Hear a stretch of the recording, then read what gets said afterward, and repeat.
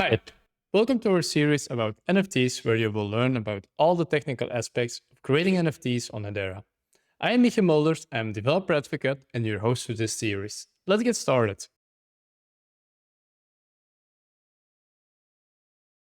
In this video, you'll learn what the purpose is of each key, why you set token keys, and what the pros and cons are of each of the keys. Let's get started with exploring each of the keys. The first key is the admin key. This key can perform token update and token delete operations. The admin key has the authority to change the supplies key, the freeze key, the boss key, the wipe key, and even the KYC key. It can also update the treasury account of the token. If empty, the token can be perceived as immutable. This means you can't update any of the token properties or remove keys from the token. Secondly, the freeze key is used to freeze or unfreeze token accounts. When an account is frozen, it cannot perform any transaction. Thirdly, the KYC key manages the token's KYC information.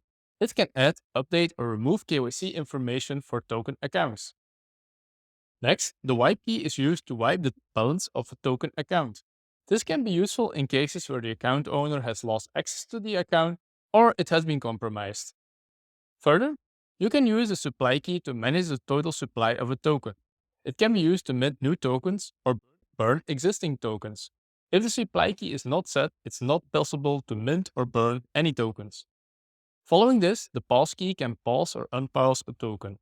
Pausing a token prevents the token from participating in all transactions. And finally, the fee schedule key can change the token's custom fee schedule. For instance, changing the fixed fee a user must pay when transferring the token or NFT. So, why do you set token keys? There are multiple reasons why someone would set token keys. The main reason for setting keys is security. Setting different keys for different functions ensures that only authorized individuals or entities control specific actions related to the token. For example, only the admin key holder can update the token's properties, and only the treasury key holder can transfer funds from the token's treasury account. Moreover, token keys provide transparency and also accountability to the token holders, but also the stakeholders. They can see who has the power to perform certain actions and can hold them accountable for their actions. And lastly, compliance plays an important role when setting token keys.